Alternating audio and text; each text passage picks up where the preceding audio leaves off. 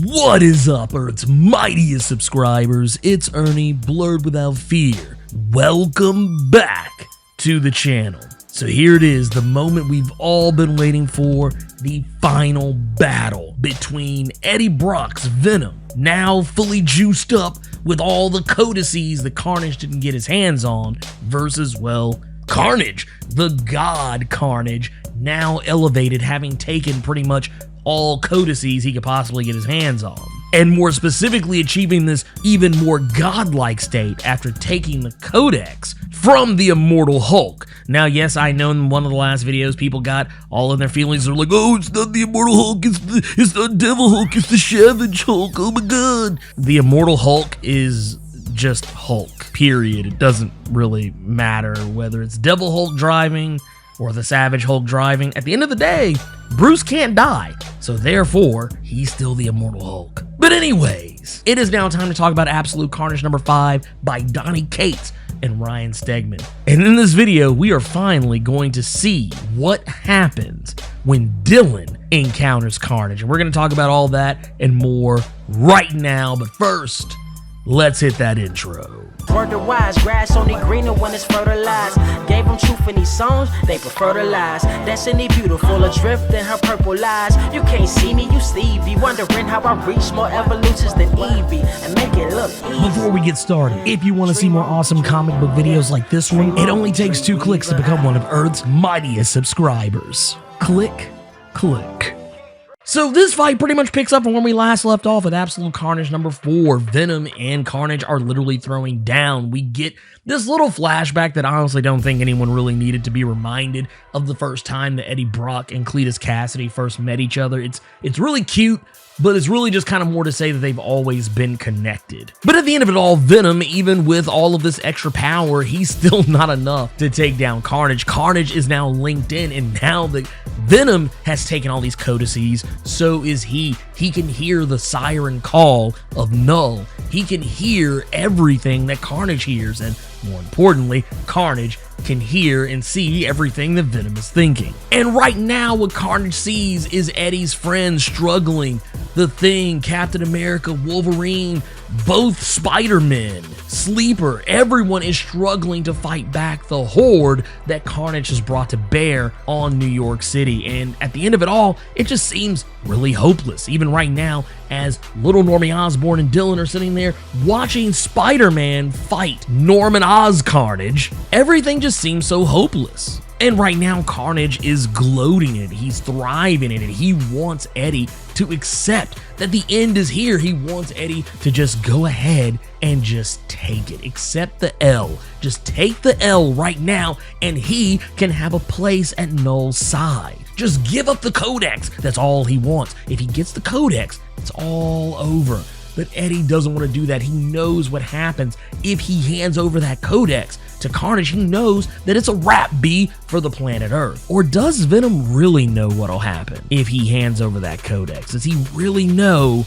what happens when he defeats Carnage? We'll talk about that here in a minute. Now, one of the other things that comes up, and I'm going to kind of briefly gloss on what was going on in the Absolute Carnage Captain Marvel one-shot, because if I don't, it'll just seem really weird that Captain Marvel just mysteriously appears out of nowhere when everyone who has been caught up in these Absolute Carnage shenanigans pulls up. That's right, at this particular point in time, the Lethal Protectors, Cloak, Dagger, Morbius, Deathlock, Iron Fist, Firestar, they all pull up at once, and not only have they pulled up, they come to the fight with a whole ass Scream and Deadpool and Captain Marvel, and now you will know why. So one of the things that's really easy for people to forget is the fact that Captain Marvel, back during her time as Ms. Marvel, bonded with the Venom symbiote, becoming She-Venom, or another version of She-Venom. And this was back during one of the Spider-Man tie-ins for the Siege crossover event. So as a result of that, Captain Marvel has kind of always been on Carnage's radar, you know, since all that happened. And we also do remember that in one of the Absolute Carnage stingers, Chewie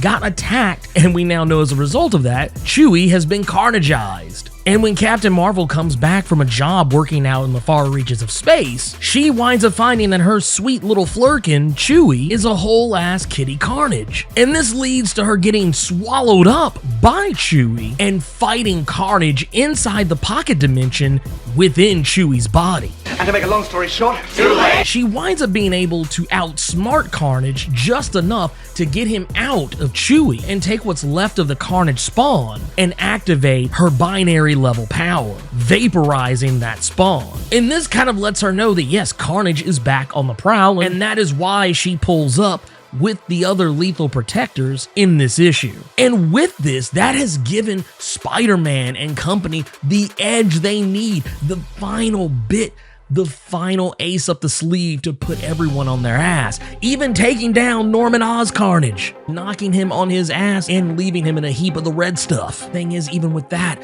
Carnage can still control everything that is going on around him. He can control every symbiote in existence right now. And now that Spider-Man's completely incapacitated after incapacitating Norman Osborn, Carnage is able to activate the symbiote that he gave to Osborn. And it's here that we finally get to see Carnage meet Dylan face to face and finally see what Dylan is able to do. See, at this particular moment, Eddie is freaked out. He knows that something is wrong. He knows that he doesn't want Dylan to have to face Carnage. As a matter of fact, he doesn't even really fully know what Dylan is capable of at this point. All he knows, and Carnage knows, is that Eddie doesn't want Carnage anywhere near his son. And this is important because this is going to come up later. Dylan is no shrinking violet, though. Dylan is fully aware of what he's able to do. And I kind of talked about this in the last video where we talked about, what was up with Dylan. And the thing is, I kind of said that I kind of felt like Dylan is the other piece of the puzzle. I felt like Dylan is maybe a counterbalance to Null. And this moment right here kind of even further lends credence to that. And one of the things that happens here is that Dylan's eyes go red and black. And he just tells it like it is. He hates all this symbiote shit. And without moving much more than his hands, he completely rips the Carnage symbiote to pieces. In doing so, freaking his own self out, probably freaking out little Normie Osborn, and then completely passing out as a result of it because he can't even believe that he just did what he just did. Dylan is something dangerous. Dylan is something that is a great ally to Eddie right now, and Venom in this war against Carnage and Null. I can go ahead and tell you right now, ladies and gentlemen, that this is not the end of this little story arc here. I can just go ahead and promise you that right now. We are going to see a lot more of Dylan going forward here, and I guarantee you, just wait. I'm going to tell you right now, there's a lot more Dylan shenanigans on the horizon once this is over. And since the Carnage spawn that he sent after Dylan was destroyed, or at the very least discombobulated, he decides that he's just going to go after Dylan himself, taking Eddie with him. And he decides that he is going to go after Dylan because at the end of the day, he can get exactly what he wants. If he takes Dylan, he recognizes Dylan clearly must be some kind of a living codex, or at least has a codex in him, because if Carnage takes the codex from Dylan, well, I mean, he very well likely will achieve what he wants. He doesn't really know, but it's worth a shot.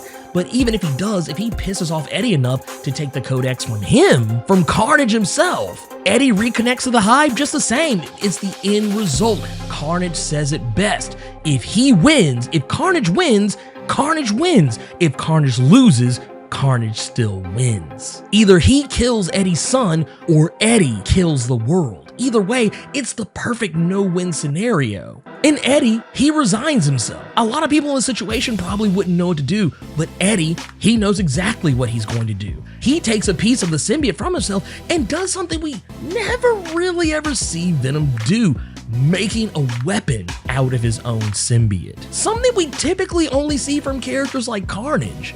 But Eddie makes his own version of All Black, and he slices Carnage in half right at the spine.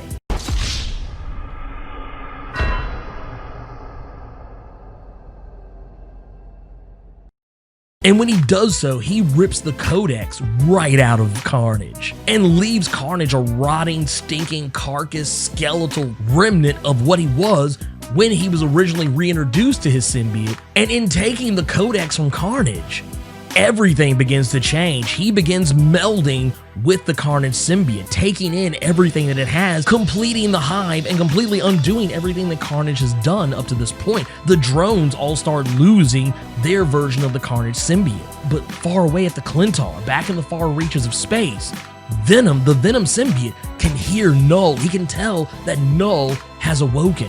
And all the other symbiotes surrounding him, keeping him in check, have all been unleashed, and he is controlling all of them, taking them back, recreating his dragon, the Grendel, strengthening himself, and now we know he's making a beeline for Earth. And we all know the tagline for this series has always been God is coming, but now it may just be God help us all.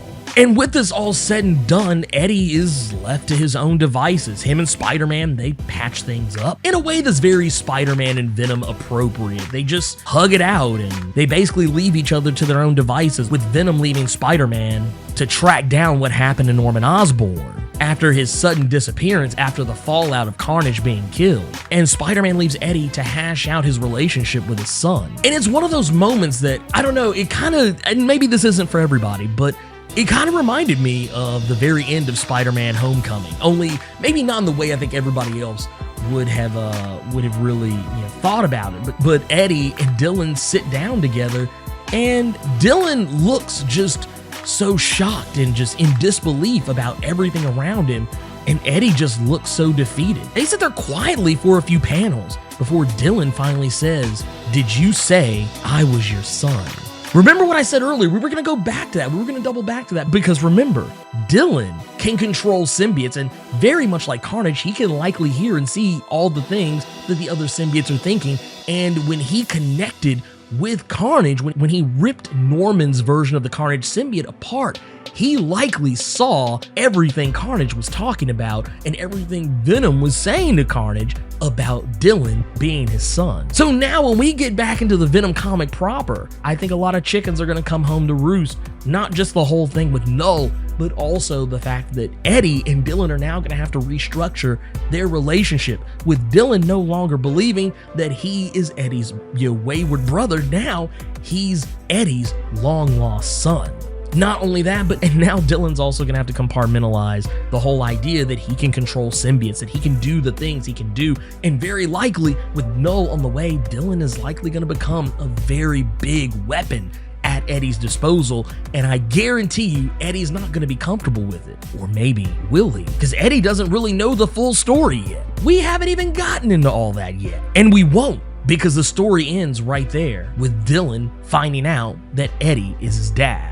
I really like this story. The story didn't go quite the way I was kind of hoping for it to go. The story progressed in ways that I felt was mostly appropriate. I think the biggest thing, the one big blemish on this whole story arc was the tie-ins. The tie-ins were so inconsistent. Me personally, I think it's better for a comic book event to just have bad tie-ins overall, rather than have some good tie-ins that really promise some things that could be really amazing that ultimately end up getting ignored anyway. And I know that's gonna make me sound kind of like an idiot, but hey, that's fine. I'll take that L if I have to, but it's just how I feel. I would rather all your tie-ins suck than a lot of them be good and so promising and then just be ignored entirely, or just not have tie-ins at all, which I mean, I think technically this series would not have hurt it at all. But at the end of it all, I liked the series. I like what they did. I like what Donny Cates is doing, especially the Donny Cates portions of it. I even like the Frank Thierry stuff.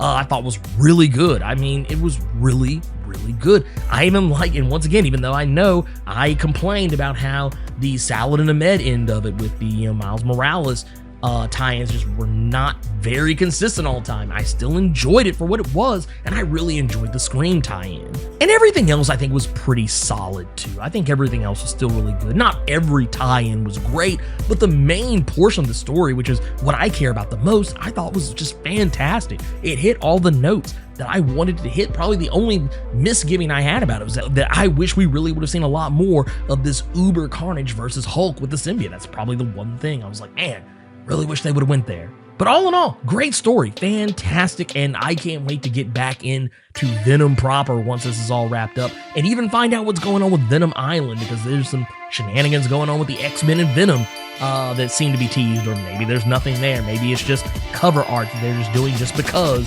but there's something going on between the mutants of Krakoa and something that is very clearly linked to Venom. But we'll find out what that is, if it's even anything to be worried about. We'll find that out later. But anyways, let me know what you thought about Absolute Carnage number 5, and, well, you know, honestly, the series as a whole. Sound off in the comments. So hey, you made it to the end of the video. Awesome for you. If you enjoyed this video, and if you made it this far, I don't see how you didn't, do me a favor. Hulk smash that like button. And if you want to see more awesome videos like this one, make sure you click subscribe so you can become one of Earth's mightiest subscribers, and tap that bell so you know when I post up. Also, feel free to go check out my Patreon, where if you chuck in $1, you can get early access to most of my videos up to a week early. And if you have time, make sure you swing by nerd901.com, where you can find more of my content as well as other amazing stuff. Anyways, until next time, I love you 3000 plus ultra!